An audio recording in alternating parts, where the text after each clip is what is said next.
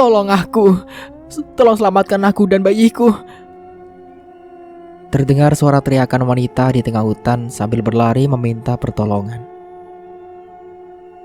Cepat kejar wanita sialan itu dan bawa wanita itu kemari. Tita ketua komplotan penjahat itu kepada anak buahnya. Tolong selamatkan aku, ucap wanita itu lagi, sambil terus saja berlari berharap ada seorang yang bisa menyelamatkannya dari cengkraman manusia-manusia yang tidak memiliki hati nurani itu. Tolong, ucap wanita itu lagi dengan kencang sambil terus saja berlari. Wanita yang sedang hamil besar itu terus saja berlari. Terkadang wanita itu juga sesekali menoleh ke belakang, memastikan apakah manusia-manusia yang tidak memiliki hati nurani itu masih mengejarnya. Keringat sebiji jagung terus saja mengucur dari tubuh wanita yang sedang hamil besar itu. Bukan hanya keringat, darah segar juga terus mengalir dari kedua telapak kaki yang tidak memakai alas itu. Rasa sakit akibat duri-duri dari semak belukar dan ranting pohon yang menusuk telapak kakinya tidak lagi wanita itu pedulikan. Yang ada dalam pikirannya saat ini hanya ingin menyelamatkan dirinya dan juga nyawa bayi yang saat ini sedang ia kandung. Bayi yang selama ini ia dan suami tercintanya nanti-nantikan selama 5 tahun menjalin hubungan sebuah pernikahan. Malang nasib wanita yang sedang hamil besar itu. Belum sempat wanita itu berlari jauh, tiba-tiba kakinya tersandung dan tertusuk oleh akar kayu yang menjalar-jalar ke tanah, membuat wanita itu terjatuh dan perut besarnya terbentur ke sebuah akar pohon. Bayiku, teriak wanita itu dengan kencang sambil meringis kesakitan memegang perut besarnya. Mendengar teriakan wanita itu membuat komplotan penjahat yang sedang mengejarnya kini mulai menuju ke arah wanita yang sedang terbaring lemah itu. Itu dia, tunjuk salah satu komplotan penjahat itu. Mengetahui jika para penjahat itu mengetahui keberadaannya, membuat wanita yang sedang hamil besar itu berusaha untuk berdiri. Namun sayang, rasa sakit di perut besarnya akibat benturan akar pohon membuat wanita itu hanya bisa menggerakkan tubuhnya dengan cara mengesot mundur ke belakang. Terdengar gelak tawa dari para komplotan penjahat-penjahat itu setelah berada di depan wanita yang sedang hamil besar itu. Tolong lepaskan aku. Saat ini aku sedang hamil besar, ucap wanita itu memelas dengan derayan air mata yang mulai mengalir dari pipi mulusnya. Apa kalian mendengar itu?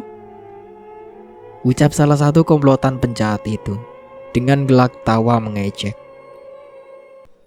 Tolong jangan lakukan apapun kepada aku dan juga bayiku, ucap wanita itu kembali mengibah, berharap para penjahat itu melepaskannya. Namun sayangnya, komplotan penjahat yang sudah tidak memiliki hati nurani itu sama sekali tidak memperdulikan ucapannya. Nafsu setan telah merasuki relung hati dan menutup mata hati mereka. Mereka hanya tertawa puas melihat wanita yang sedang hamil besar itu terbaring lemah di depan mereka, membuat mereka semakin bernafsu untuk segera menuntaskan hasratnya yang selama ini mereka pendam kepada wanita yang selama ini menjadi kebang desa di desa mereka. Pegang tangan dan kaki wanita sialan itu, biar aku yang terlebih dahulu mencicipi tubuh Molek, sang kebang desa ini. Setelah itu terserah kalian mau diapakan wanita sialan ini,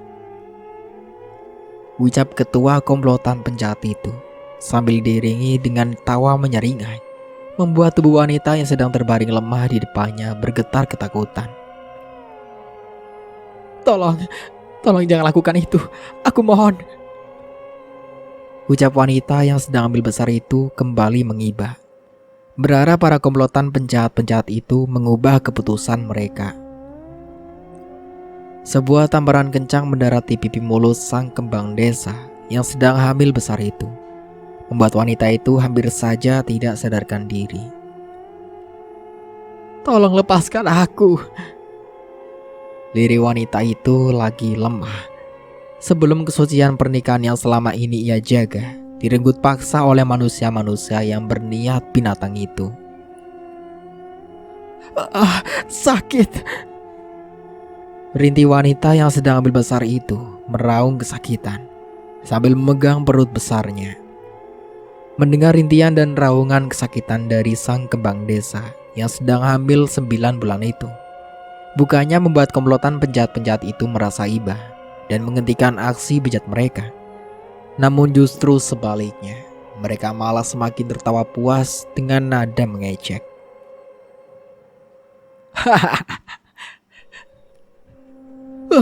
Tolong kasihanilah aku.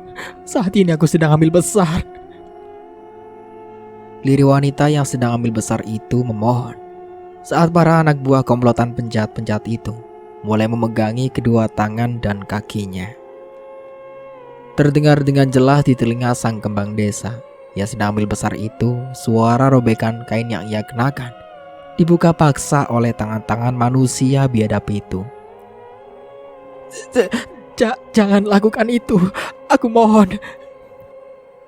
Kembali wanita yang sedang ambil besar itu mengibah sambil menggeleng-gelengkan kepalanya, berharap para penjahat itu menghentikan aksi bejat mereka.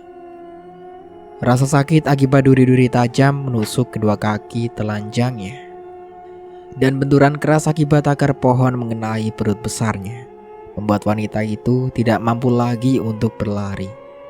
Jangankan untuk berlari, berdiri saja wanita itu tidak mampu. Wanita itu hanya terbaring lemah, menangis pasrah akan nasib buruk yang dialaminya. Bayiku. Kembali wanita itu meraung kesakitan sambil memegangi perut besarnya. Cairan berwarna kekuning-kuningan bercampur dengan cairan berwarna merah merembes keluar dari sela-sela kedua kakinya. Bos, air ketubannya pecah. Salah satu dari anak buah dari komplotan penjahat-penjahat itu sambil menunjuk ke sela-sela kaki wanita yang sedang hamil besar itu. Melihat hal itu seketika membuat ketua komplotan penjahat itu murka dengan kedua mata melotot sempurna ke arah wanita yang saat ini terbaring lemah di depannya. Dasar wanita sialan, ucap ketua komplotan penjahat itu sambil menampar wajah mulus sang kembang desa itu berkali-kali. Ternyata belum sempat ketua komplotan penjahat-penjahat itu menggagahi tubuh molek sang kembang desa, air ketuban wanita yang sedang hamil 9 bulan itu pecah bercampur dengan darah. Pertanda jika wanita yang sedang hamil 9 bulan itu akan segera melahirkan. Melihat wanita yang sedang hamil besar itu akan segera melahirkan, bukannya membuat komplotan penjahat itu menghentikan aksinya. Mereka tetap saja menggagahi tubuh molek sang kembang desa itu berkali-kali sampai mereka merasa puas dan nafsu setan mereka tertuntaskan. Lepaskan aku. Kalian semua manusia biadab, ucap wanita itu lagi sambil menatap tajam ke arah semua komplotan penjahat-penjahat yang berjumlah 5 orang itu. Mereka semua memakai topeng dan memakai baju serba berwarna hitam, membuat sang kembang desa kesulitan mengenali wajah-wajah para penjahat-penjahat itu. Mendengar ucapan wanita yang akan segera melahirkan itu, membuat ketua komplotan penjahat itu murka, lalu menendang perut besar wanita itu berkali-kali, hingga membuat wanita itu tidak sadarkan diri. Melihat wanita yang sedang terbaring lemah itu tidak lagi menggerakkan tubuhnya, membuat para komplotan penjahat-penjahat itu tertawa puas dan membuat mereka kembali menggagahi tubuh molek sang kembang desa. Setelah beberapa saat melakukan aksi bejatnya, tidak lama wanita yang akan segera melahirkan itu kembali tersadar dan menangis jadi-jadinya.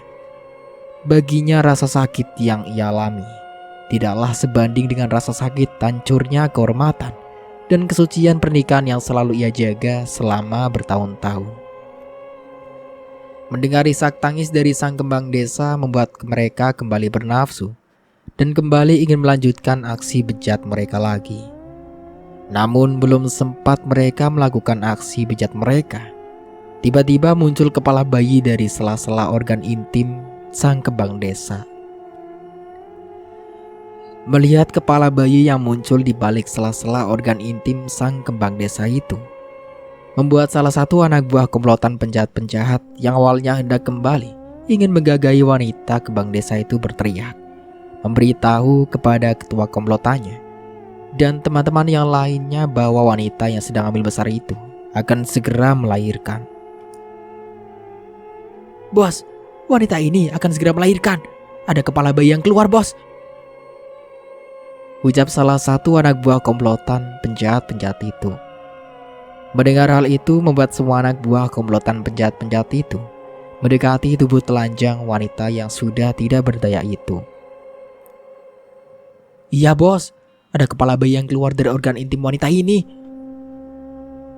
ucap salah satu anak buah komplotan penjahat-penjahat itu yang lainnya, setelah memastikan apa yang dikatakan temannya itu benar. "Lalu kita apakan wanita ini dan bayinya, bos?"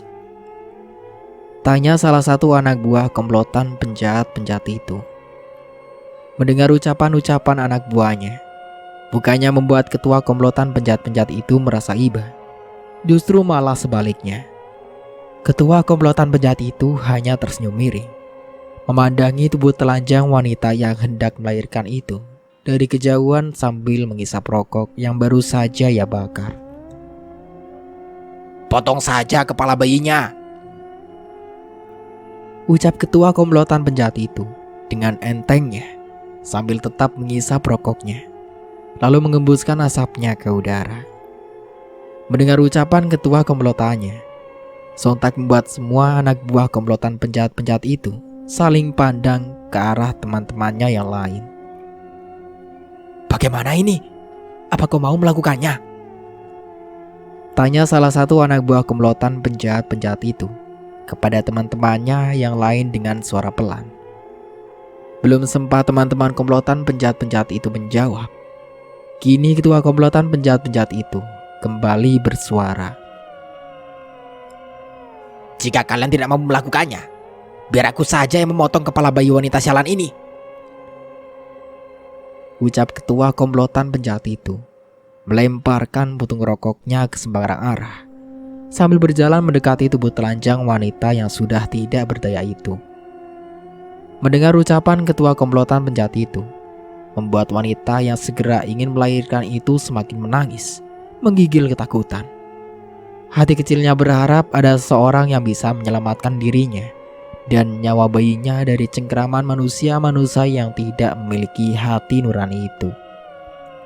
Sayang seribu sayang, harapan wanita itu segera pupus, karena tidak akan ada satupun yang akan mendengar teriakan dan raungan dari wanita yang sudah tidak berdaya itu. Terlebih lagi saat ini ia sedang berada di tengah hutan. Tidak akan ada orang yang akan datang ke dalam hutan di saat malam hari. Jangan lakukan itu. Jangan sakiti bayiku," ucap wanita itu terbata-bata, dengan diiringi derayan air mata dan nafas yang mulai tersendat-sendat. Namun ketua komplotan dan semua anak buah penjahat-penjahat itu sama sekali tidak menghiraukan ucapannya. Hati nurani mereka sudah benar-benar tertutup, sehingga membuat mereka memperlakukan wanita yang ingin segera melahirkan itu seperti binatang. Setelah ketua komplotan penjahat itu tiba di hadapan wanita yang sudah tidak berdaya itu, dengan santainya ketua komplotan penjahat itu menarik sebuah golok dari sarungnya yang dari awal ia letakkan di pinggangnya. Lalu dia dengan cepat menebas kepala bayi laki-laki yang tidak berdosa itu, membuat kepala bayi itu seketika terpental terpisah dari tubuhnya. "Tidak!" teriak wanita yang segera ingin melahirkan itu dengan kencang, sebelum kepala bayinya ditebas terpisah dari tubuhnya. Terdengar sangat jelas di telinga sang kembang desa ketika suara golok itu menebis kepala bayi laki-lakinya. Darah segar langsung mengalir deras dari leher bayi malang itu, membuat wanita yang akan menjadi seorang ibu itu kembali menangis meraung. Dengan derayan air mata dan nafas tersendat-sendat, wanita itu melihat ke arah kepala bayinya yang sudah terpental terpisah jauh dari tubuhnya. Setelah melakukan hal yang tidak manusiawi itu, semua komplotan penjahat-penjahat itu kembali tertawa puas. Terdengar gelak tawa dari para komplotan penjahat-penjahat itu nyaring di tengah-tengah hutan, membuat binatang malam berlari ketakutan. Kalian benar-benar biadab. Aku bersumpah akan membalas semua perbuatan kalian sampai kalian menyesal dan tidak ingin hidup lagi di dunia ini. Ucap wanita itu terbata-bata dengan nafas yang semakin tersendat-sendat. Mendengar ucapan wanita yang sudah tidak berdaya itu, ketua komplotan penjahat itu menjadi geram. Lalu dengan cepat ia menancapkan goloknya dalam perut besar wanita yang sudah tidak berdaya itu. Seketika darah segar mengucur keluar dari perut besar wanita itu, membuat mata wanita yang sudah lemah itu tertutup rapat lalu mengembuskan nafas terakhirnya. Setelah melakukan perbuatan yang sama sekali tidak bermanusiawi itu, ketua komplotan penjahat-penjahat itu menyuruh para anak buahnya memutilasi tubuh wanita yang tidak berdaya itu, lalu membuangnya ke dalam sungai, agar tidak ada yang tahu dengan perbuatan keji yang baru saja mereka lakukan. Potong tubuh mayat wanita sialan itu, lalu buang ke dalam sungai. Setelah itu, kabarkan kepada semua warga desa bahwa Arumbi, seorang kembang desa, pergi melarikan diri bersama laki-laki lain yang sudah mengamilinya. Titah ketua komplotan penjahat itu kepada anak buahnya Enteng dengan diiringi tawa menyeringai. Baik bos, siap laksanakan, jawab para anak buah penjahat itu bersamaan. Arumbi, sudah jelas aku katakan, jangan pernah bermain-main denganku. Ingatkah kau saat itu? Saat dimana kau dan aku bersama menjalin sebuah ikatan kasih. Saat itu aku benar-benar bahagia bersamamu. Kau pun juga merasakan hal sama bukan? Tapi kenapa sayang? Hanya karena kau tidak sengaja melihatku bercumbu dengan wanita lain, lalu dengan beraninya kau menampar wajahku, menolak lamaranku, lalu menerima lamaran laki-laki miskin bernama Bagus itu. Ucap ketua komplotan penjahat itu sambil menatap wajah Ayu sang kembang desa yang sudah memucat. Aku yang terlebih dahulu mencintaimu sayang. Setiap malam aku selalu memikirkanmu. Aku selalu merindukanmu. Tapi kenapa kau menolak cintaku? Kau menikah dengan laki-laki miskin itu. Lihatlah. Apa yang sudah aku lakukan sekarang? Ucap ketua komplotan penjahat itu lagi, diiringi suara tawa bercampur isak tangis, sambil memegang tangan dingin wanita yang sudah menjadi mayat itu. Setelah berucap kedemikian, ketua komplotan penjahat itu kembali berdiri dan pergi berlalu meninggalkan hutan lebat itu. Sedangkan anak buahnya masih tetap berada di dalam hutan memutilasi tubuh Arumbi menjadi potong-potongan kecil, lalu membuang tubuhnya satu persatu ke dalam sungai. Malang nasib para anak buah komplotan penjahat-penjahat itu.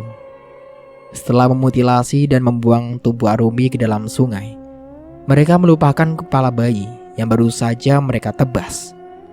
Kepala bayi itu masih tetap berada di dalam hutan dan mulai terendus oleh binatang liar makan daging, sedangkan tubuh ibunya sudah hanyut di bawah derasnya arus sungai. Di lain sisi, jauh di seberang sana ada seorang laki-laki yang hanya duduk berdiam diri sambil memandangi wajah seorang wanita cantik yang tersenyum manis di dalam sebuah foto. Terkadang sesekali laki-laki itu juga mencium foto wanita yang selama ini menjadi ratu di dalam hatinya. Laki-laki itu terus saja menatap wajah cantik yang tersenyum manis di dalam foto itu. Senyuman yang selalu bisa membuat laki-laki bernama Bagus itu jatuh cinta berkali-kali kepada wanita cantik sang kembang desa bernama Arumbi itu. Mas rindu kamu, Dek. Entah kenapa malam ini perasaan Mas tidak tenang. seolah ada sesuatu yang buruk sudah terjadi. Ucap Bagus khawatir sambil menatap memandang wajah cantik yang ada di dalam foto itu. Mas rasanya sudah rindu berat, Dik. Mas kangen sama celotehan kamu, masakan kamu, canda tawa kamu. Terlebih lagi dengan buah hati yang sudah kita nanti-nantikan kehadirannya selama 5 tahun ini. Ucap Bagus lagi tersenyum sambil menciumi dan memeluk foto cantik Arumbi. Jika boleh memilih, Mas juga tidak ingin meninggalkanmu di saat sedang hamil seperti ini, sayang. Tapi mau bagaimana lagi? Mas harus tetap pergi merantau untuk biaya persalinan buah hati kita. Ucap Bagus lagi dengan wajah sendu. Tunggu Mas pulang, sayang. Besok Mas akan pulang. Ditambah lagi biaya persalinan untuk buah hati kita sudah cukup. Mas juga dapat bonus dari bos karena selama kerja di sini Mas selalu bekerja dengan baik. Ucap Bagus lagi, kembali tersenyum manis sambil tetap menatap wajah cantik sang istri tercinta. Setelah melakukan perbuatan-perbuatan yang tidak bermanusiawi itu, para komplotan penjahat-penjahat itu pun pergi meninggalkan hutan lebat itu, memilih untuk pulang ke rumah masing-masing dengan diiringi gelak tawa senang, seakan-akan mereka baru saja memenangkan sebuah undian berhadiah. Sepanjang perjalanan mereka terus saja tertawa dan bercanda gurau, tanpa mereka sadari ada sepasang mata besar yang terus saja memperhatikan mereka dengan sorot mata tajam penuh dengan amarah dan dendam. Setelah terjadi pembunuhan yang tidak bermanusiawi itu, kini warga desa sudah mulai dihebohkan dengan teror yang mereka alami. Teror dari sosok hantu wanita tanpa busana dengan perut besar. Seluruh tubuhnya biru membengkak, seperti terkelupas dan dipenuhi makhluk-makhluk kecil menggeliat. Anggota tubuhnya terpisah-pisah. Dari anggota tubuh yang terpisah-pisah itu mengeluarkan darah merah, kehitam-hitaman dengan aroma yang sangat busuk. Tidak hanya itu saja. Dari liang kewanitaan sosok hantu wanita itu selalu mengeluarkan tubuh bayi tanpa kepala berlumuran darah merah kehitam-hitaman. Bayi itu merayap merangkak mendekati siapa saja yang sosok itu tampaki. Setiap kali menampakkan diri, sosok hantu wanita itu selalu merintih kesakitan, meminta untuk dikembalikan kepala bayinya. Bukan hanya mendapatkan teror, namun pagi ini warga desa juga dihebohkan dengan kabar hilangnya Arimba sang kembang desa. Wanita hamil besar itu dikabarkan menghilang karena pergi bersama laki-laki lain yang sudah mengamilinya. Walaupun sesungguhnya itu hanyalah sebuah siasat dari para komplotan penjahat-penjahat itu untuk menutupi kebusukan mereka. Kabar hilangnya Arumbi kini mulai tersebar luas. Satu desa itu pun heboh dan bergosip tentang hilangnya Arumbi, membuat warga desa itu sejenak melupakan teror yang baru saja mereka alami semalam. Tidak disangka ya si Arumbi bisa melakukan perbuatan yang sangat menjijikan itu. Padahal dia dikenal sebagai wanita yang alim dan memiliki perilaku yang baik. Ucap salah satu ibu-ibu yang mulai bergosip. Iya ya, kasihan si Bagus kalau sampai dia tahu kabar menghilangnya sang istri yang sangat ia cintai. Apalagi laki-laki itu sudah bekerja keras untuk mencari biaya persalinan buah hati yang dianggap darah dagingnya sendiri. Ucap salah satu ibu-ibu yang lainnya lagi. Kepala boleh sama-sama hitam, tapi hati tidak ada yang tahu. Jawab salah satu ibu-ibu yang lainnya lagi. Mendengar warga desa mulai dihebohkan dengan kabar berita hilangnya Arumbi, ketua komplotan penjahat yang bernama Santoso itu tertawa puas. Selama ini Santoso menyimpan dendam kepada Arumbi, karena Arumbi lebih memilih Bagus dibandingkan dirinya. Sejak saat itu Santoso selalu saja mencari kesempatan untuk melancarkan aksi bejatnya kepada Arumbi sang mantan kekasih masih sangat ia cintai. Sayangnya cinta yang Santoso miliki berhasil terkalahkan. Akan tetapi api dendam yang selama ini ia simpan, dan semalam adalah waktu yang tepat baginya untuk melancarkan aksi bejatnya. Terlebih lagi, Ada seseorang yang membantunya untuk membalaskan dendam. Seseorang yang akan membuat siapapun terkejut jika mengetahui dalang di balik semua ini. Arumbi dulu memang sangat mencintai laki-laki bernama Santoso itu. Namun cinta yang Arumbi berikan justru dibalas dengan sebuah pengkhianatan. Di depan matanya sendiri, Arumbi melihat sosok laki-laki yang ia cintai sedang bercumbu mesra bersama wanita lain. Sehingga membuat Arumbi murka lalu menampar wajah Santoso dan langsung menolak lamarannya begitu saja. Tidak lama kejadian itu terjadi. Arumbi dikabarkan mendapatkan lamaran dari seorang laki-laki yang bernama Bagus. Sosok laki-laki pekerja keras dan bertanggung jawab, serta memiliki perilaku yang baik. Kabar pernikahan Arumbi mulai terdengar di telinga Santoso, membuat laki-laki itu murka sampai akhirnya berani berbuat nekat melakukan perbuatan yang tidak bermanusiawi itu. Mas, sakit mas. Ucap sosok wanita itu dengan suara merintih kesakitan, disertai isak tangis yang terdengar sangat memilukan. Dek, kamu di mana? Ucap Bagus mencari suara wanita yang sangat ia kenal. Sakit mas. Ucap wanita itu lagi. Setelah beberapa lama mencari kesana kemari, akhirnya laki-laki bernama Bagus itu menemukan wanita yang selama ini menjadi ratu di dalam hatinya, yaitu Arumbi. Terlihat di depan matanya Arumbi sedang duduk memeluk lutut sambil membenamkan kepalanya di antara kedua lututnya di dalam sudut kamar, dengan memakai pakaian yang pernah Bagus belikan sebagai hadiah saat tahu Arumbi sedang mengandung buah hati mereka. Kamu kenapa sayang? Ucap Bagus melangkah mendekati Arumbi. Sakit mas, tolong adik mas. Mereka jahat mas, mereka jahat. Mereka telah menghancurkan kebahagiaan kita.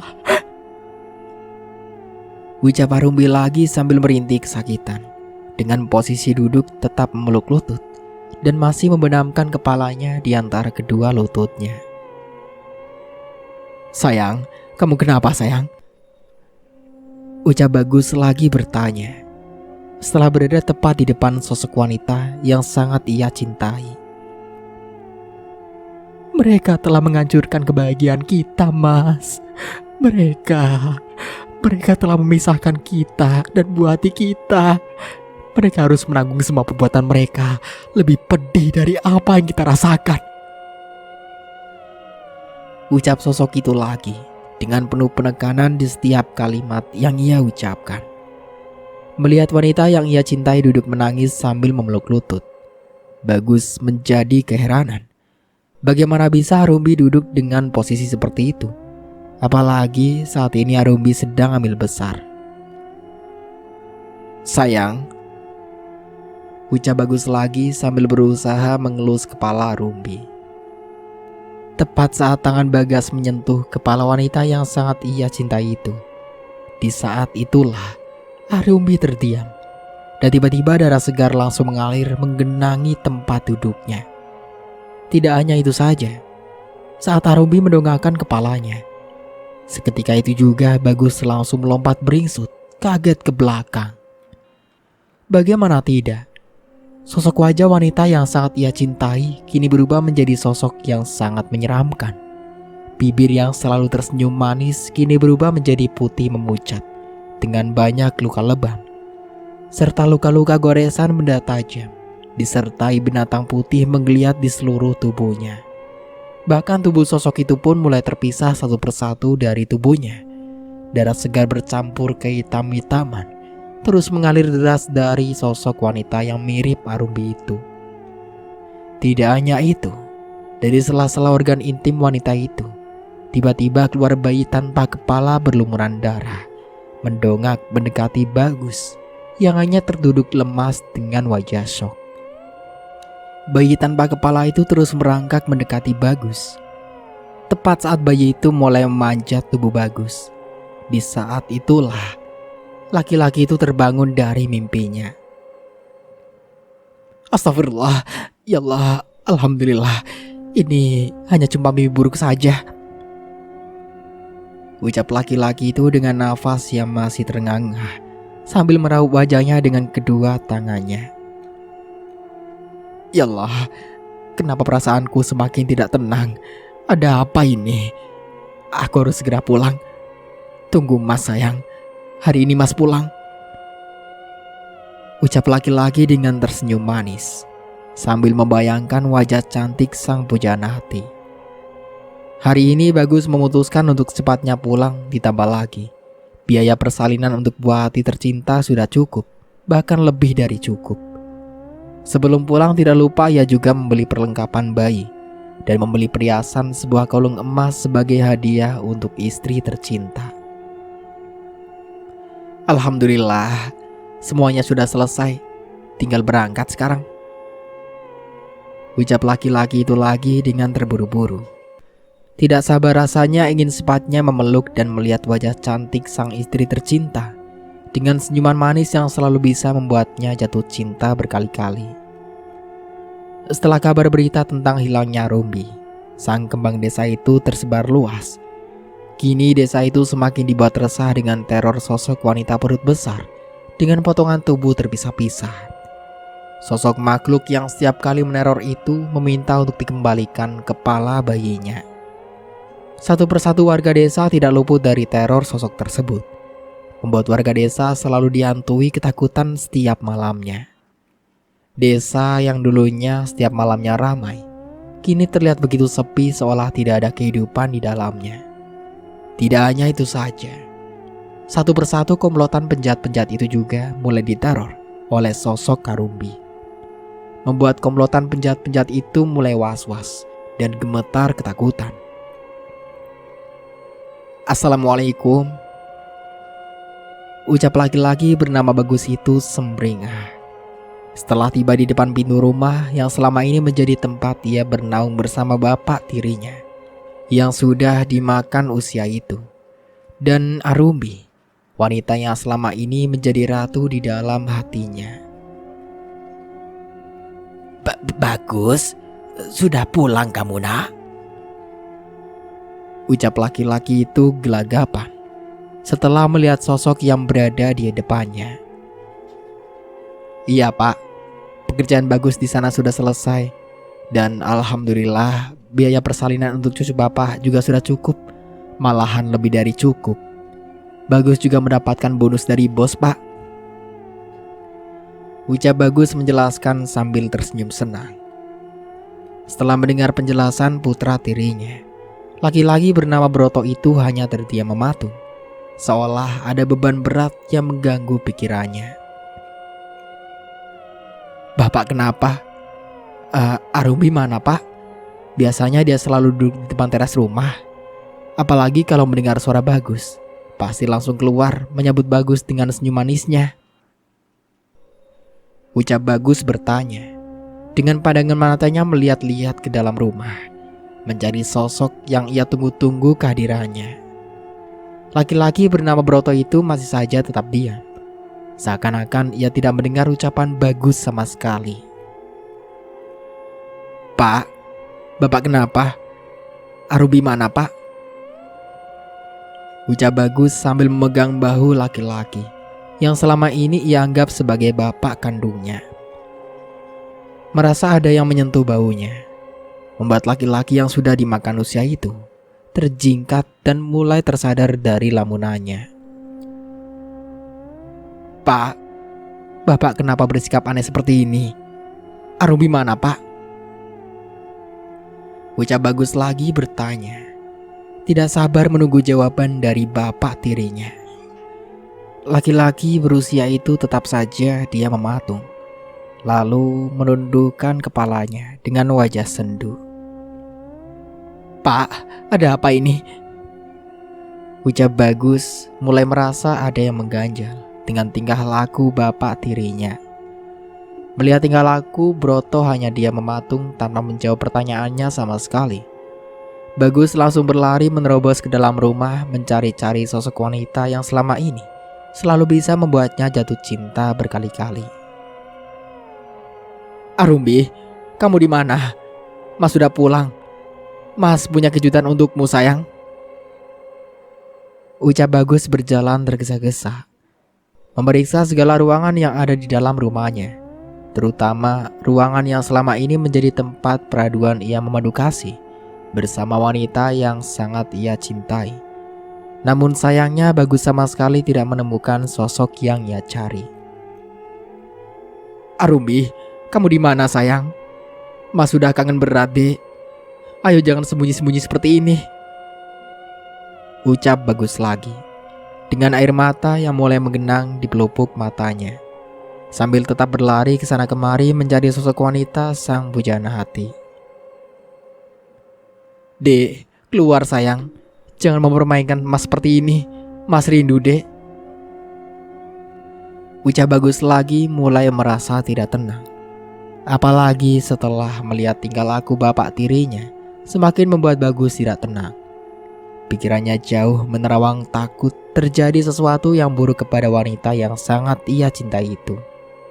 Belum lagi tentang tingkah laku warga desa yang bersikap aneh, seperti bapak tirinya setelah melihat kehadiran dirinya setibanya ia di desa ini. Membuat Bagus semakin kalang kabut, berlari ke sana kemari mencari sosok wanita yang sangat ia cintai. Merasa lelah setelah berlari ke sana kemari, namun tetap juga tidak menemukan sosok wanita yang ia cari. Bagus menangis sesenggukan, kembali masuk ke dalam kamar dengan langkah gontai. Dek, kamu di mana sayang? Ucap Bagus lagi dengan suara gemetar diiringi isak tangis, lalu mengambil sebuah bingkai foto sederhana yang berisikan dirinya dan juga sang pujaan hati dengan pose mesra, menandakan keduanya benar-benar merasa bahagia saat itu. Bagus terus saja menatap wajah Ayu yang berada di dalam bingkai foto sederhana itu sambil menangis terisak. Tidak sanggup baginya jika harus kehilangan wanita yang ia cintai dan buah hati yang selama ini ia nanti-nantikan. Jangankan untuk kehilangan, membayangkannya saja ia benar-benar tidak sanggup. Setelah beberapa saat menangis terisak, tiba-tiba Bagus terdiam sejenak seakan ada sesuatu yang melintas di dalam ingatannya. Ingatan tentang mimpi buruk itu mulai menghantui pikiran laki-laki malang itu, membuatnya menangis meraung seperti orang yang sudah kehilangan akal. Ada apa ini ya Allah? Arumbi, kamu di mana, Dek? Ucap Bagus kembali terisak, lalu bangkit mencari sosok laki-laki parubaya yang selama ini ia anggap sebagai bapak kandungnya. Karena baginya hanya Broto yang mampu menjawab semua kejadian ini. Terlebih lagi selama ia pergi merantau hanya Broto yang tinggal bersama Arumbi. Dengan langkah gontai dan tubuh sempoyongan, Bagus berjalan tergesa-gesa keluar dari kamar, mencari sosok laki-laki parubaya yang sudah ia anggap sebagai bapak kandungnya. Pak, Bapak, Arumbi mana, Pak? Teriak Bagus setelah tiba di depan teras rumahnya. Namun sosok yang ia cari sudah tidak ada di sana. Melihat Broto sudah tidak ada lagi di sana, Bagus semakin kalang kabut, berlari ke sana kemari mencari laki-laki parubaya itu. Namun lagi dan lagi, sosok yang ia cari sudah tidak ada di sana, seakan Broto menghilang di telan bumi. Ya Allah, ada apa ini? Kenapa semua ini sangat membingungkan? Kenapa tidak ada yang bisa menjelaskan apa yang sudah terjadi setelah aku pergi berapa bulan merantau? Ucap Bagus frustasi. Dengan langkah gontai dan tubuh sempoyongan, Bagus berjalan tergesa-gesa keluar dari kamar mencari sosok laki parubaya yang sudah ia anggap sebagai bapak kandungnya. Pak, Bapak, Arumbi mana, Pak? Teriak Bagus setelah tiba di depan teras rumahnya. Namun sosok yang ia cari sudah tidak ada di sana. Melihat Broto sudah tidak ada lagi di sana, Bagus semakin kalang kabut, berlari ke sana kemari mencari laki-laki parubaya itu. Namun lagi dan lagi, sosok yang ia cari sudah tidak ada di sana, seakan Broto menghilang di telan bumi. Ya Allah, ada apa ini? Kenapa semua ini sangat membingungkan?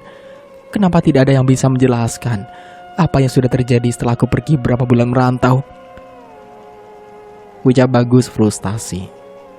Pikirannya semakin jauh menerawang. Mengingat sikap aneh warga desa serta bapak tirinya, membuatnya semakin tidak tenang. Belum lagi ingatan tentang mimpi buruk itu membuatnya semakin kehilangan akal. Yang ada di dalam pikirannya hanya Arumbi dan Arumbi, serta calon buah hatinya. Arumbi, kamu kemana sayang? Ucap Bagus sesenggukan sambil berpegangan dinding rumahnya. Lalu dengan tiba-tiba, tubuhnya luruh begitu saja. Seakan tungkai kakinya dan tulang-tulang bersendiannya tidak sanggup lagi menahan bobot tubuhnya. Ya Allah, Dek, kamu kemana? Ucap Bagus lagi meraung. Kamu kemana sayang? Ucap Bagus lagi dengan suara parau. Setelah beberapa lama terdiam menangis sunggukan, Bagus kembali bangkit dari duduknya, lalu pergi menuju ke suatu tempat.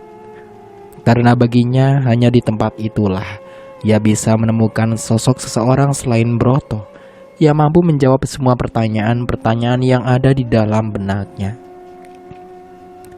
Lokasi rumah yang tidak jauh dari kedalaman hutan dan jauh dari pemukiman warga membuat Bagus kesulitan untuk mengetahui apa yang sudah terjadi selama ia pergi merantau ke kota.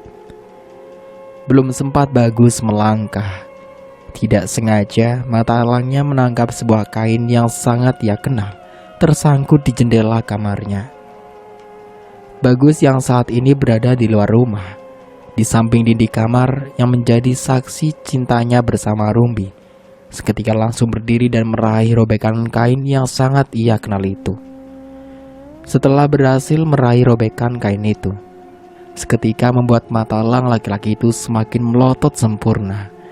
Pikirannya semakin jauh menerawang. Bagaimana tidak, kain yang tersangkut itu bukanlah kain biasa, melainkan kain robekan dari pakaian yang pernah ia belikan untuk Arumbi sebagai hadiah karena sudah mengandung buah hati tercintanya. Melihat robekan kain yang sangat ia kenal itu, semakin membuat mata Bagus memanas. Air mata mulai kembali menggenangi kedua kelopak matanya. Lalu dengan terburu-buru ia berlari menuju ke suatu tempat, di mana baginya ia bisa menemukan jawaban atas apa yang sudah terjadi selama ia pergi merantau. Dengan langkah lebar laki-laki bernama Bagus itu berlari kencang dengan menuju ke suatu tempat, sambil meremas kuat robekan kain yang sangat ia kenal itu. Sepanjang perjalanan jauh dari lubuk hatinya, ia selalu berdoa agar Arumbi dan calon buah hati tercintanya dalam keadaan baik-baik saja dan tidak kekurangan apapun. Walaupun ia sendiri tidak tahu di mana keberadaan keduanya sekarang. Setelah beberapa lama berlari dengan nafasnya masih memburu, akhirnya Bagus sampai ke sebuah tempat yang ia pikir mampu menjawab semua pertanyaan yang ada di dalam benaknya. Assalamualaikum, ucap Bagus dengan nafas yang masih memburu. Tidak lama menunggu, akhirnya ada pergerakan dari dalam rumah yang menjadi pertanda bahwa sang pemilik rumah sedang ada di dalam rumah. Setelah itu terdengar pintu terbuka dan muncullah laki-laki parubaya berpakaian serba putih lengkap dengan peci putih di kepalanya. Waalaikumsalam, ucap laki-laki parubaya itu sebelum melihat sosok yang ada di depannya. Bagus, kau sudah pulang. Ucap laki-laki itu terkejut melihat siapa sosok yang ada di depannya. Paman, ada apa ini? Kenapa warga desa maupun bapak bertingkah sangat aneh saat melihat kehadiranku? Lalu kemana Arumbi dan buah hatiku berada, Paman? Ucap Bagus tidak sabar. Ia hanya ingin secepatnya mengetahui di mana keberadaan Arumbi dan buah hatinya.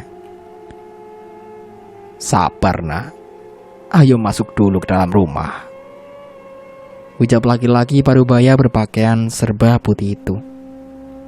Bagus hanya manut mendengar ucapan laki-laki yang ia sebut sebagai pamannya itu, lalu masuk ke dalam rumah mengikuti sang pemilik rumah. Ada apa ini, Paman? Ucap Bagus frustasi, tidak sabar mendengarkan jawaban dari saudara kandung almarhum ibunya itu. Sebelum menjawab pertanyaan Bagus, laki-laki parubaya bernama Ridwan itu terlebih dahulu menyuguhkan segelas air putih untuk Bagus, agar laki-laki yang masih sangat muda itu sedikit tenang. Minumlah, lalu laksanakan terlebih dahulu kewajibanmu sebagai seorang muslim. Baru setelah itu kita bicarakan semuanya secara baik-baik. Kau belum melaksanakan sholat asar, bukan? Ucap laki-laki parubaya itu. Mendengar ucapan pamannya, Bagus kembali manut dan melakukan apa yang pamannya perintahkan kepadanya. Laki-laki itu mulai beranjak dari duduknya, mengambil air wudhu lalu masuk ke dalam ruangan dan menggelar sajadahnya. Setelah itu barulah ia melaksanakan kewajibannya sebagai orang muslim.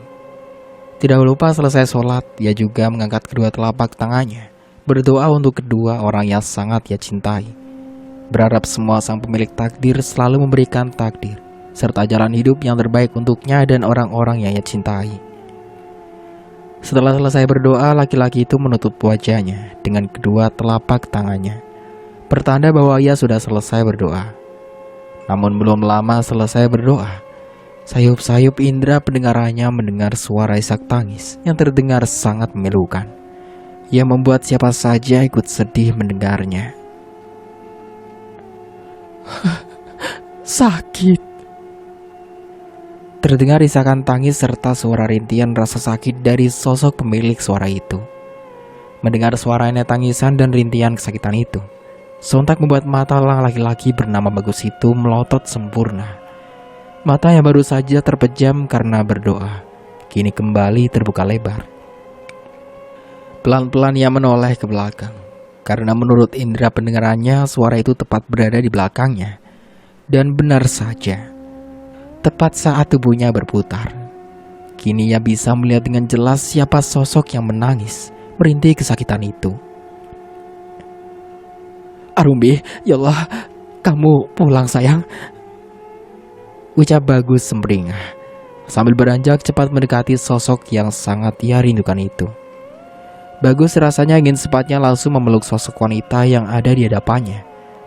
Namun langkahnya harus terhenti dan mengurungkan niatnya untuk memeluk wanita yang sangat ia cintai itu. Bagaimana tidak? Bagus begitu terkejut melihat penampilan Arumbi yang begitu sangat berantakan. Wajah cantik yang selalu bisa membuat jatuh cinta berkali-kali dengan senyuman manis dari bibir mungilnya, kini terlihat begitu sangat pucat.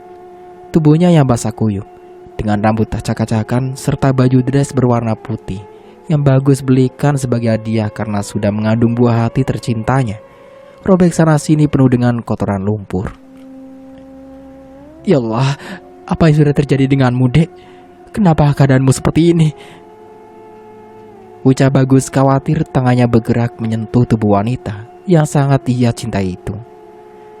Setelah tangannya berhasil memegang tangan pucat Arumbi, Bagus semakin terkejut.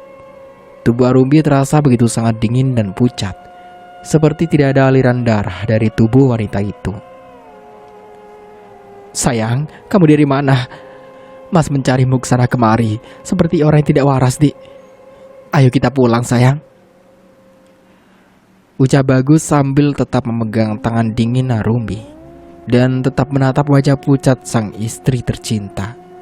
Sedangkan sosok wanita di hadapannya hanya diam menunduk tanpa menjawab ucapan Bagus sama sekali. Bagus, kau sudah selesai sholat, nak? Ucap laki-laki parubaya bernama Ridwan itu. Mendengar suara panggilan dari pamannya, sontak membuat Bagus langsung menoleh ke arah suara panggilan itu berasal. Namun saat matanya kembali menoleh ke arah wanita yang sangat ia cintai itu, Bagus semakin dibuat terkejut. Kini sosok Arumbi sang pujaan hati sudah tidak ada lagi di hadapannya, menghilang seperti ditelan bumi. Melihat sosok Arumbi sudah tidak ada di hadapannya, membuat Bagus benar-benar terkejut. Bagaimana tidak? Jelas-jelas Arumbi sedang duduk di hadapannya. Namun kini kemana Arumbi pergi? Di sisi lain kabar menghilangnya Arumbi sudah tidak lagi terdengar. Yang ada hanya kabar tentang teror sosok makhluk menyeramkan dengan tubuh terpotong-potong, yang setiap kali muncul selalu meminta untuk dikembalikan kepala bayinya, sehingga membuat semua warga desa semakin cemas dan ketakutan. Setiap menjelang maghrib sudah tidak ada lagi aktivitas apapun yang ada di desa itu, sehingga membuat desa itu setiap malamnya menjadi sepi dan sunyi. Warga desa begitu ketakutan sehingga setiap menjelang maghrib semua warga sudah berada di dalam rumah masing-masing dan menutup pintu rumah mereka rapat-rapat. Tidak hanya itu, kabar tentang teror sosok makhluk yang selalu meminta kepala bayi itu kini sudah sampai ke telinga keempat anak buah Santoso, membuat mereka mulai merasa cemas dan ketakutan. Satu persatu anak buah Santoso mulai mendapatkan teror dari sosok makhluk yang sangat menyeramkan itu, yang tidak lain dan tidak bukan adalah sosok Karumbi sang kembang desa yang mereka habisi secara tidak manusiawi. Kini keempat anak buah Santoso sedang berkumpul membahas tentang teror yang ada di desa itu. Mereka takut sosok itu adalah wujud Arumbi yang ingin menuntut balas atas kematiannya dan juga bayi yang ia kandung. Wan, apa kau sudah mendengar tentang teror yang ada di desa ini? Tanya Budi yang tidak lain adalah salah satu anak buah Santoso yang ikut terlibat atas kematian Arumbi sang kembang desa. Sudah, kenapa? Apa kau takut? Kini Wawan yang justru balik bertanya kepada rekannya sambil memegang minuman yang memabukkan itu. Tidak. Bagaimana sosok yang meneror itu adalah sosok Arumbi yang kita bunuh secara tragis? Jawab Budi beralasan. Alah, sama setan aja takut. Kalau perlu, sini muncul, biar tak perkosa lagi baru tahu. Ucap Joko yang tiba-tiba muncul. Betul itu Jok. Bila perlu, kita perkosa lagi secara ramai-ramai. Ucap Doni sambil mengisap rokoknya dengan santai. Apa kalian lupa dengan sumpah Arumbi pada saat kita menghabisi nyawanya? Ucap Budi lagi bergidik ngeri, mengingat kalimat terakhir yang Arumbi ucapkan pada saat itu. Mendengar ucapan Budi barusan, seketika membuat ketiga temannya itu terdiam dan mulai mengingat kembali kejadian pada malam itu. Sudahlah, tidak perlu diambil pusing. Lagian mana ada setan bisa menghabisi nyawa manusia? Ucap Joko berusaha bersikap santai. Bukan begitu. Aku hanya takut bagaimana perbuatan kita diketahui semua orang. Ucap Budi berusaha bersikap santai, walaupun sesungguhnya dirinya mulai dilanda rasa takut. Rahasia ini akan tetap aman jika kau diam. Sudahlah, aku mau pulang. Istriku sudah pasti menunggu di rumah. Ucap Wawan yang mulai sempoyongan. Kau yakin mau pulang dalam keadaan mabuk seperti ini? Tanya Joko kepada rekannya itu. Ya, kenapa? Sudahlah minggir, aku mau pulang. Ucap Wawan lagi dengan tubuh yang sudah tidak seimbang. Belum sempat ketiga rekannya membalas ucapannya, kini Wawan sudah pergi melenggang dan melangkahkan kakinya dengan tubuh seperti terombang-ambing akibat minuman haram yang baru saja ia tegak. Sama setan saja takut. Sini kalau berani, muncul. Ucap Wawan menantang sambil tertawa tidak jelas. Tidak lama setelah berucap seperti itu, entah muncul dari mana, tiba-tiba ada seorang wanita cantik bertubuh montok dengan pakaian sedikit terbuka muncul di hadapan Wawan, membuat laki-laki mata keranjang itu tidak berkedip sama sekali sambil meneguk salivannya berkali-kali. Abang, panggil wanita cantik itu dengan suara mendayu-dayu. Iya Neng, kenapa? Jawab Wawan gelagapan dengan mata yang masih tetap melihat ke arah dada wanita yang memakai pakaian sedikit terbuka itu. Ningrum, boleh minta tolong bang? Tanya wanita itu bergelayut manja di lengan Wawan, membuat laki-laki itu meneguk salivannya berkali-kali. Minta tolong apa, Neng? Tanya Wawan sambil sesekali menatap ke arah belahan dada wanita cantik itu. Tolong anterin Ningrum pulang, Bang. Ucap gadis itu sambil mengelus tubuh laki-laki mata keranjang itu, membuat tubuh laki-laki itu bergetar senang. Mau diantar kemana, Neng? Tanya Wawan sumringah dengan pikiran kotornya. Rumah Ningrum tidak jauh dari desa ini, Bang. Cuma Ningrum takut pulang sendirian. Jawab wanita itu dengan wajah sendu, sambil tetap mengelus tubuh Wawan dengan tangan lentiknya. Apa yang Abang dapat kalau Abang nganterin Neng pulang? Tanya Wawan lagi sambil mencolek dagu wanita cantik di hadapannya. Apapun yang Abang mau, pasti Ningrum berikan kok. Ucap wanita cantik yang muncul secara tiba-tiba itu, dengan mengedipkan satu matanya sambil tersenyum centil. Mendapatkan perlakuan seperti itu membuat Wawan semakin tersenyum sumringah. Dengan pikiran kotornya, dengan mudah Wawan menyetujui keinginan wanita itu, tanpa merasa aneh sedikit pun. Ayo, Bang. Ucap wanita cantik bertubuh montok itu dengan suara mendayu-dayu, sambil menggandeng tangan Wawan erat. Bagai seekor kerbau yang dicucuk hidungnya, Wawan seakan terhipnotis dengan kecantikan dan kemolekan tubuh wanita di hadapannya itu. Serta rayuan dari wanita itu semakin membuat Wawan tergila-gila. Tanpa ragu sedikit pun Wawan mengikuti langkah kaki wanita itu, tanpa mempertanyakan lagi kemana wanita itu membawanya pergi. Dengan tubuh semboyongan, Wawan terus melangkahkan kakinya mengikuti wanita cantik bernama Ningrum itu. Sesekali Wawan merangkul dan mengelus bahu wanita bertubuh montok itu tanpa melihat sekelilingnya.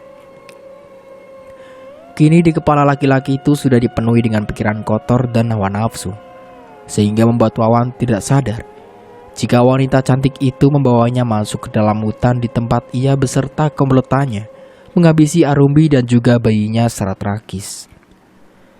Setelah tiba di tempat yang menjadi saksi bagaimana Arumbi sang kembang desa diperkosa, dihabisi, dan dimutilasi tubuhnya, wanita cantik yang sudah menggandeng tangan Wawan itu tiba-tiba langsung menghentikan langkahnya lalu mengempaskan tangan Wawan dengan sangat kuat, sehingga membuat tubuh laki-laki yang sudah semboyangan itu terpental seketika.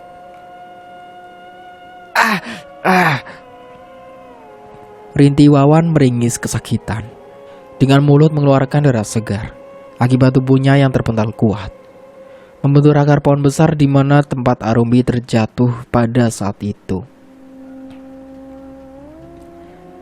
Apa itu sakit, Abang Wawanku sayang? Ucap wanita cantik yang berpakaian sedikit terbuka itu dengan suara lemah gemulai, lalu berjongkok di hadapan Wawan yang terbaring merintih kesakitan. Siapa kau? Ucap Wawan meringis kesakitan, berusaha untuk berdiri dengan mulut yang masih mengeluarkan darah segar. Apa kau tidak mengingatku? Ucap wanita cantik itu dengan tatapan mata tajam, penuh amarah dan dendam. Mendengar ucapan wanita itu, Wawan masih belum sadar juga jika wanita cantik yang mengaku sebagai Ningrum itu tidak lain dan tidak bukan adalah sosok Arumbi sang kembang desa yang ingin menuntut balas atas kematiannya dan juga bayi yang ia kandung selama 9 bulan. Siapa kau?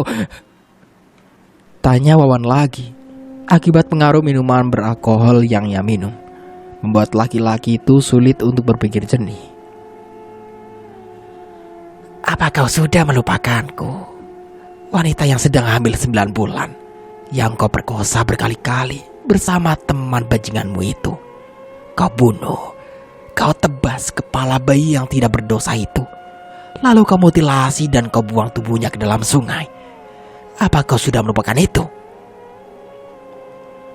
Ucap wanita cantik itu penuh penekanan di setiap kalimat yang ia ucapkan. Dengan linangan air mata saat mengingat kepala bayi yang tidak berdosa terpisah dari tubuhnya. Mendengar ucapan wanita cantik itu, Seketika Wawan tersadar akan keberadaannya sekarang dan siapa sosok wanita yang ada di hadapannya. Tubuh Wawan mulai menggigil ketakutan, lalu kembali mengingat akan sumpah yang pernah Rumbi ucapkan pada saat wanita malang itu mengembuskan nafas terakhirnya.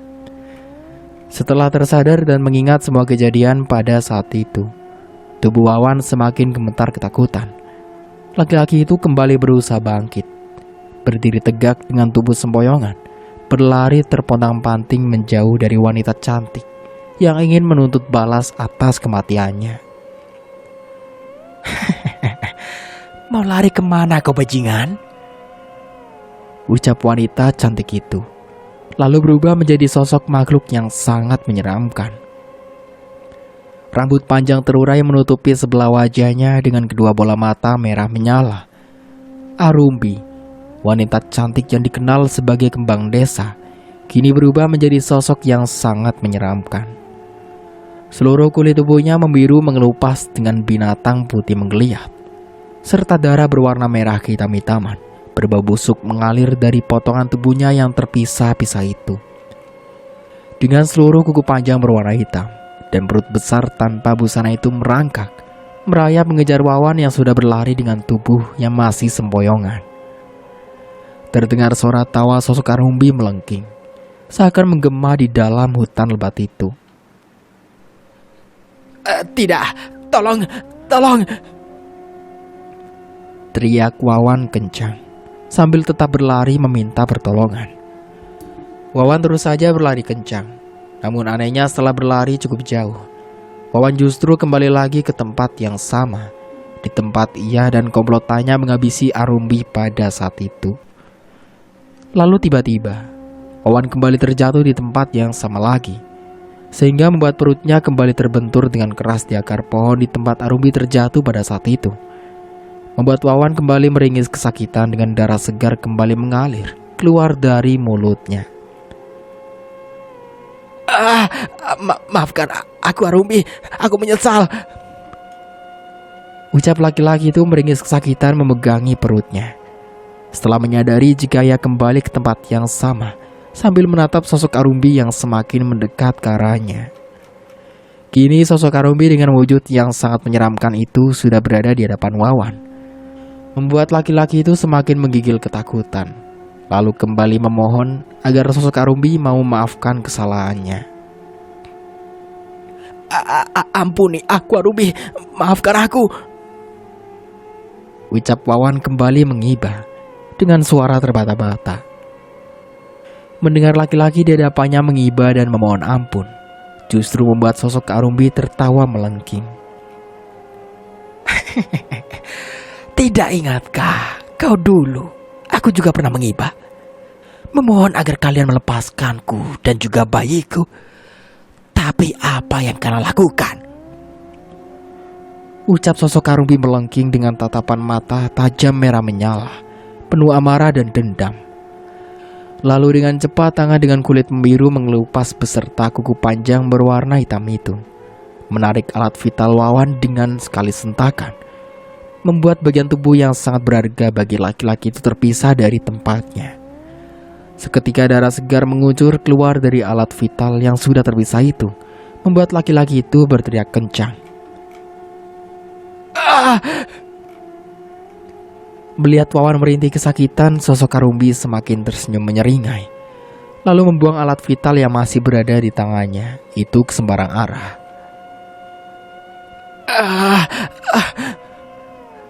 Rintih Wawan meringis kesakitan sambil melihat ke arah bawah, di mana bagian tubuh yang sangat ia bangga-banggakan sudah terpisah dari tubuhnya. Kau lelaki bajingan, kau tidak layak untuk hidup. Ucap sosok Arumbi penuh penekanan, sambil tersenyum menyeringai menunjukkan gigi runcingnya bercampur dengan darah merah kehitam-hitaman. Ampuni aku Arumbi, aku menyesal. Ucap Wawan terbata-bata dengan nafas yang tersengal-sengal. Merintih bergerak ke sana kemari seperti cacing kepanasan akibat darah segar kembali mengucur deras dari alat vital yang sudah terpisah itu. Aku akan memaafkanmu jika kau bisa mengembalikan kebahagiaanku seperti semula dan mengembalikan kepala bayiku yang kalian tebas secara tidak manusiawi. Ucap sosok Arumbi tajam, membuat mata berwarna merah itu semakin terlihat menyala-nyala. Maafkan aku, Arumbi. Lirik Wawan lagi melemah dengan nafas yang semakin tersendat-sendat.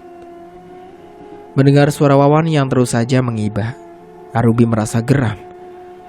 Dengan cepat tangan berkuku runcing berwarna kehitaman itu mencengkram leher Wawan hingga membuat tubuh laki-laki yang sudah melemah itu terangkat ke udara.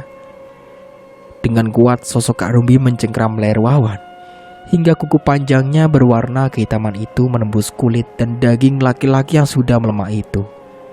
Darah segar kembali mengucur deras dari leher Wawan sampai laki-laki itu kesulitan untuk bernafas. Lalu dengan tiba-tiba kepala Wawan jatuh terpental terpisah dari tubuhnya. Melihat hal itu sosok Arumbi semakin tersenyum menyeringai. Lalu setelah itu sosok Arumbi kembali merangkak, merayap cepat menyeret kepala Wawan hingga hilang ditelan kegelapan malam. Di tempat lain, Arumbi, kau pergi kemana, Dek? Teriak Bagus frustasi setelah melihat sosok wanita yang sangat ia cintai menghilang di hadapannya secara tiba-tiba. Mendengar teriakan Bagus, seketika membuat laki-laki parubaya bernama Ridwan itu datang menghampiri Bagus yang sudah menangis sesenggukan dengan tubuh gemetar. Bukan hanya rasa rindu yang Bagus rasakan, namun juga rasa takut akan kehilangan wanita dan calon buah hati yang sangat ia cintai. Bagus, ya Allah nak. Ucap laki-laki parubaya itu menghampiri Bagus, merasa iba dengan keadaan Bagus sekarang. Ridwan sangat tahu bagaimana perasaan Bagus terhadap Arumbi, wanita cantik yang dikenal sebagai kembang desa itu. Paman, ada apa ini? Tolong katakan pada aku, apa yang sudah terjadi selama aku pergi merantau? Dan di mana Arumbi berada, Paman? Ucap Bagus mengiba dengan tubuh terguncang. Mendengar dan melihat keadaan Bagus, Ridwan hanya bisa menarik nafas dalam, lalu mulai mencoba untuk menjawab pertanyaan-pertanyaan yang selama ini Bagus lontarkan padanya. Baiklah, Paman akan menceritakan semuanya. Tapi kau harus berjanji setelah mendengar semuanya untuk tetap bersikap tenang. Jangan biarkan emosi menguasai dirimu. Ucap Ridwan lagi berusaha menjelaskan dengan tenang. Ridwan takut jika laki-laki muda di hadapannya semakin terguncang jiwanya setelah mengetahui segalanya. Jika boleh memilih, Ridwan tidak ingin menceritakan semuanya. Tapi Bagus berhak tahu atas apa yang sudah terjadi selama ia tidak ada di desa ini.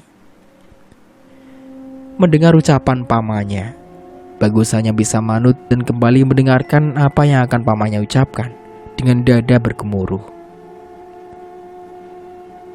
Setelah kau pergi merantau selama berapa bulan, menitipkan Arumbi kepada Broto, bapak tiri yang kau anggap seperti orang tua kandungmu sendiri, Paman belum sempat untuk menjenguk keadaan Arumbi dan calon buah hatimu. Paman sibuk dengan urusan di desa ini.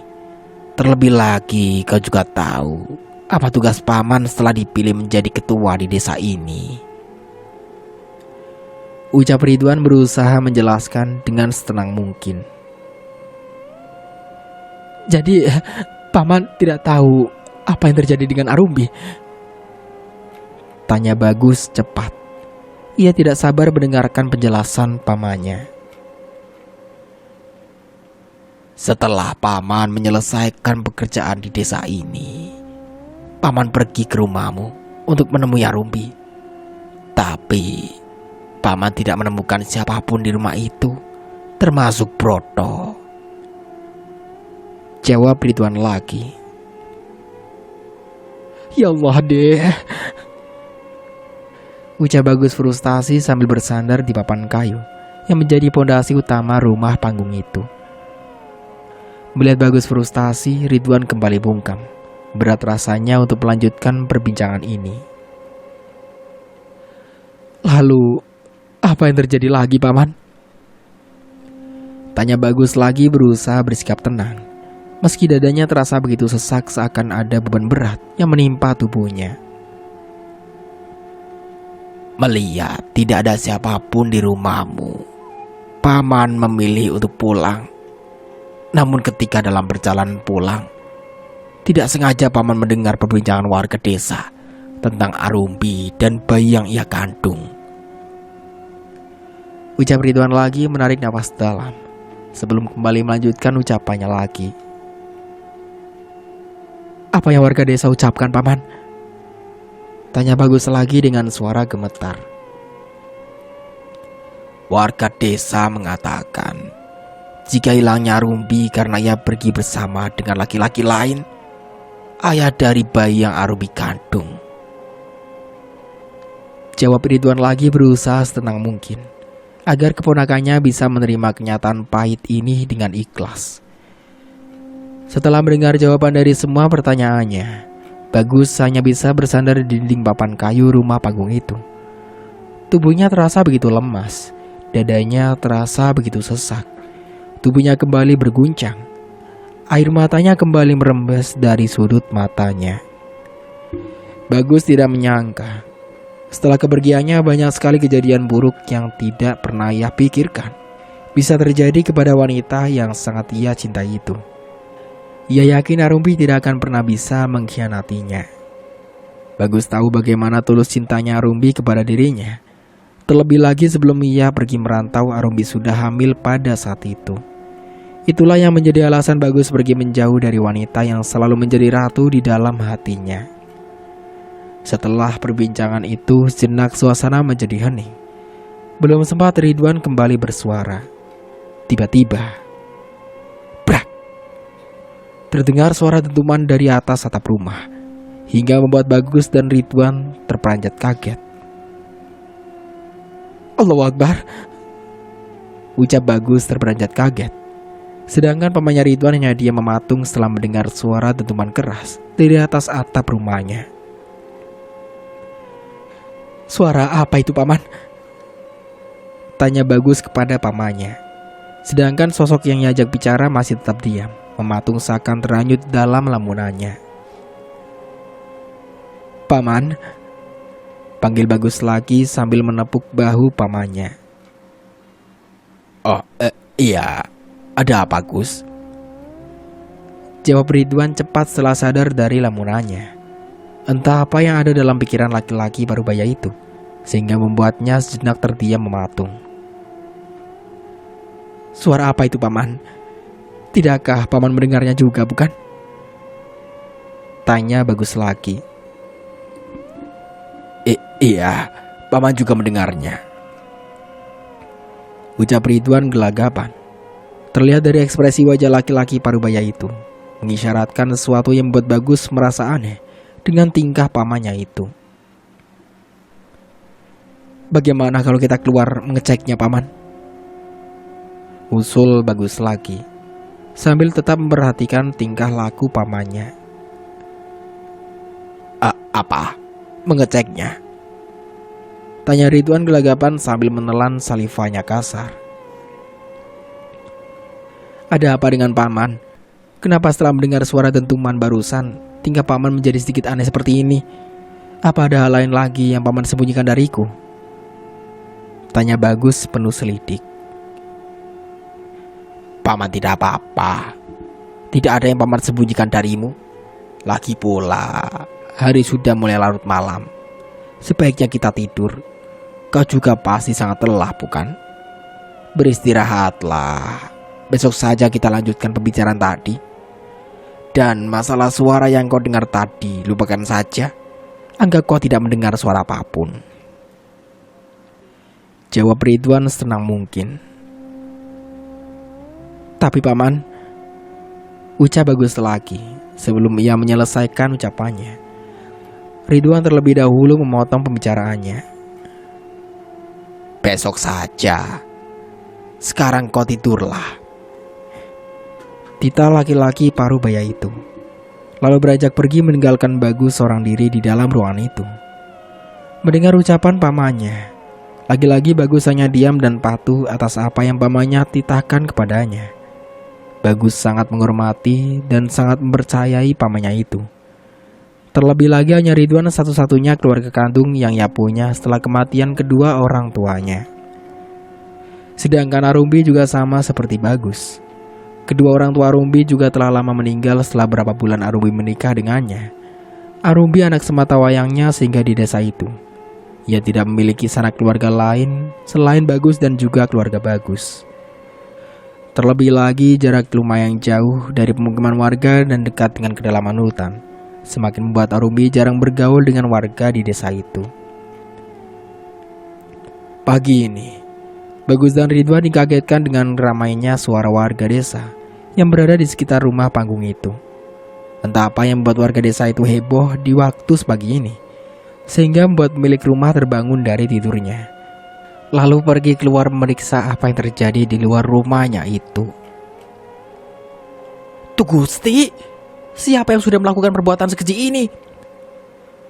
Ucap warga desa itu heboh, bertanya-tanya atas kejadian yang sudah menimpa desa itu.